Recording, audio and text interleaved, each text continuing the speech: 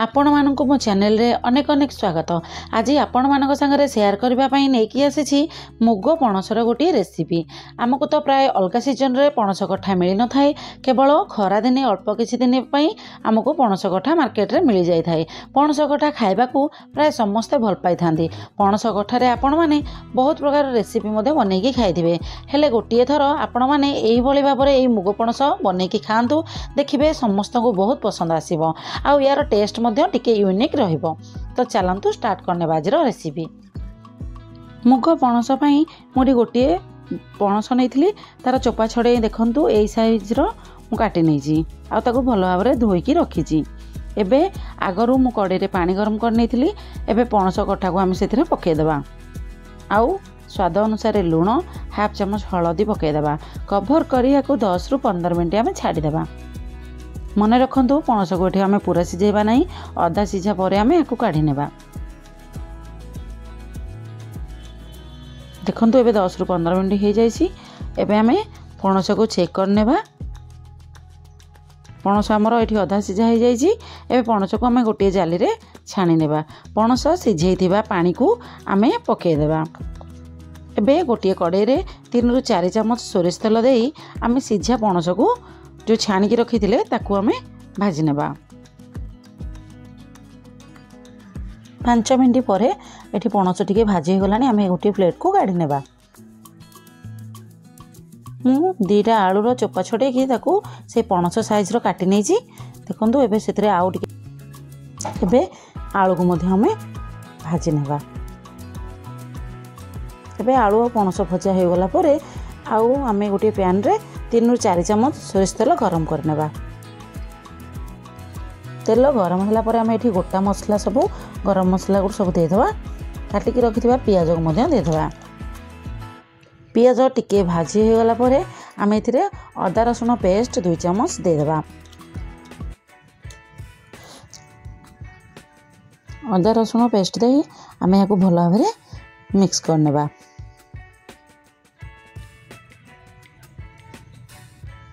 किछि समय पर एथिरे आम 2टा मु टमाटो को काटिकी रखी ताकू मध्य पकईदेबा।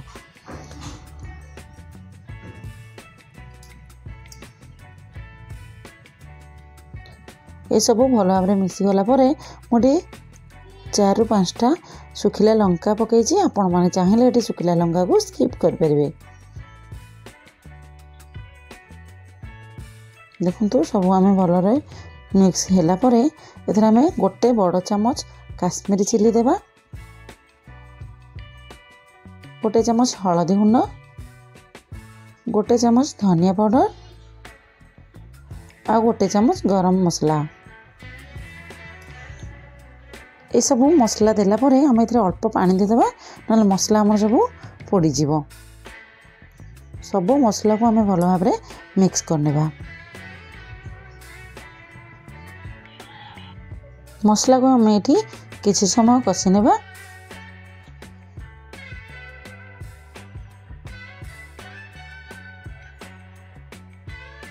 एबे एथरे आम स्वाद अनुसार लुण देदेबा। आम तो आगरू पणस सिझेला बेले लुण देइथिले, एबे आम देखिकी लुण देदेबा।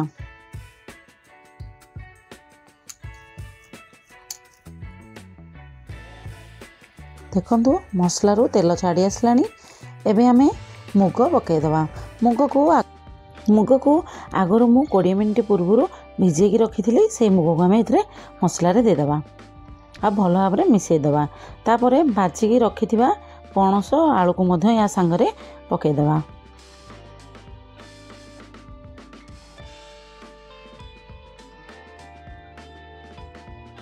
पणस आलू मुग सांगरे आम ताको भल भाव मिसईदेबा। किछि समय आम एठी कवर करनेबा। कवर करी आम या कषि नेबा किछि समय। देखो किछि समय कषि होला परे आम एथिरे पानी देदेबा। मु एठी गरम करके पानी आगरू रखीची, तो एथिरे मु गरम पानी देबी। आपण माने मन रखंतु जे कोनोसी तरकारी रे गरम पानी देले तार टेस्ट भल लागि थाए। एबे हमर आवश्यक अनुसार आम पानी देदेबा। याकू एबे कवर करी 10 मिनिट छाड़देबा।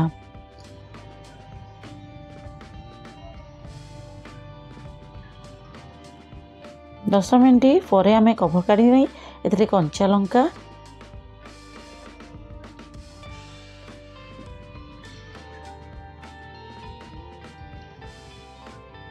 कटा धनिया पत्र आ गरम मसला टिके देदेबा। एबे आम लास्ट रे एथिरे गोटे चामच गुआ घी पकईदेबा। गुआ घी जदि आपण मानकर पसंद नुहे तो स्किप करने ना निश्चय पकेबे, तार टेस्ट बहुत भल आसीबो।